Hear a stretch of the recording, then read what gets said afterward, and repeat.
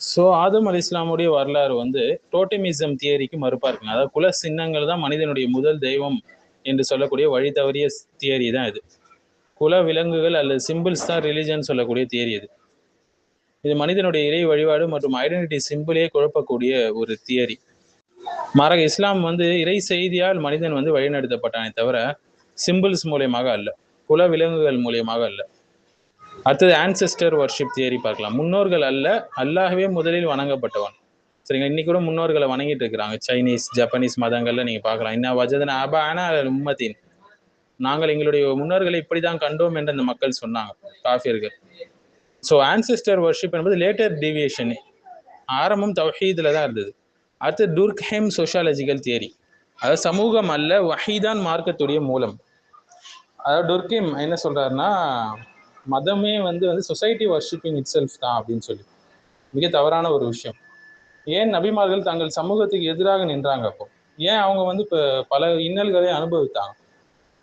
நபிமார்கள் சமூக கட்டமைப்பை சமூக கட்டமைப்பை பாதுகாக்கல, மாறாக அதை சவால் செஞ்சாங்க.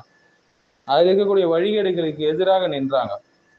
அடுத்து ரிலீஜன் ஆஸ் ஃபியர் தியரியை நம்ம பார்க்கலாம். பயம் கிடையாது, மாறாக ஃபித்ரா தான் மனிதனை அல்லாவிடம் கொண்டு சென்றது இல்லையா? ஃபித்ரத் அல்லாஹி அல்லதி ஃபத்ரன்னாஸ் அலைஹா, அல்லாஹ் மனிதனை வந்து இயற்கை நிலையில, அந்த ஃபித்ராவோட நிலையில தான் படைச்சான். பயத்தை கண்டு அதை மனுஷன் கடவுளாக ஆக்கினான்றது தவறான ஒரு தியரி. மித் ரிச்சுவல் தியரி, அதாவது நபிமார்களுடைய செய்தி கற்பனை புராணம் கிடையாதுங்க. அல்லாஹ் அது கேனபி கொசசியும் இப்ரத்துன் என்று அல்லாஹ் சொல்றான். அவங்களுடைய வரலாறுகள்ல நிறைய பாடங்கள் இருக்குன்னு சொல்லி சொல்றான். ஸோ நபிமார்களுடைய செய்திகள் வந்து ஒரு மாரல் டிரான்ஸ்ஃபர்மேஷனை செஞ்சிச்சு மக்கள் மத்தியில். நாகரிகங்கள் மாற்றுச்சு, நல்ல வழி தவறிய நாகரிகங்களை நேரான நாகரிகமாக மாற்றுச்சு. சட்ட அமைப்புகளை உருவாக்குச்சு. ஒரு மித் என்பது வந்து இவ்வளவு ஒரு நாகரிக இம்பாக்டை ஒருபோதும் தராதுங்க. மாறாக இறைவனுடைய வஹீதான், அதன் அடிப்படையில் இருக்கக்கூடிய சமுதாயம் தான் இவ்வளவு மாற்றங்களை அனுபவிக்கும். அடுத்தது ஹீனோதிசம் டெவலப்மெண்ட் தேரி, பல தெய்வங்களிலிருந்து ஓரிரை கொள்கை உருவாச்சுன்னு சொல்லக்கூடிய இந்த தேரி தவறானது.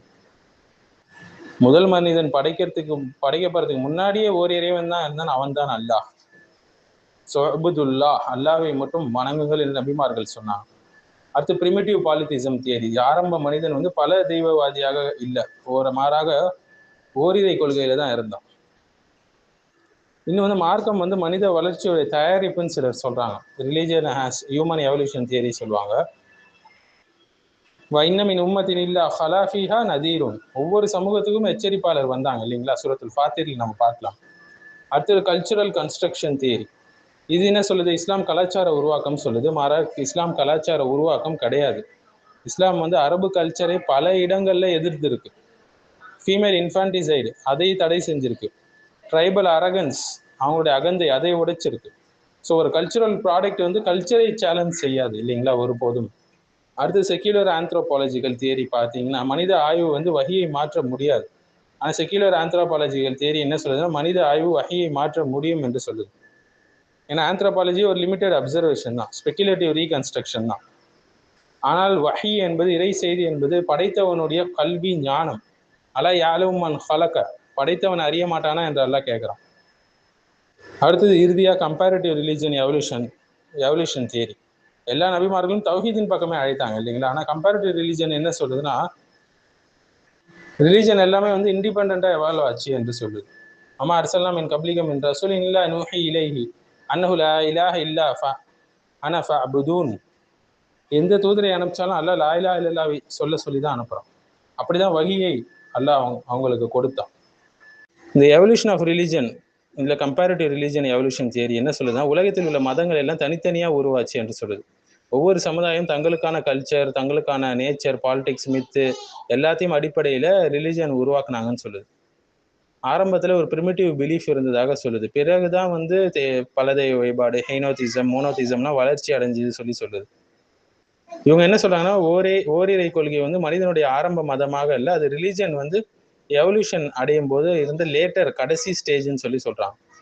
இவங்க சொல்ற இந்த விஷயத்திற்கு எந்த ஒரு ஆதாரமும் அல்ல.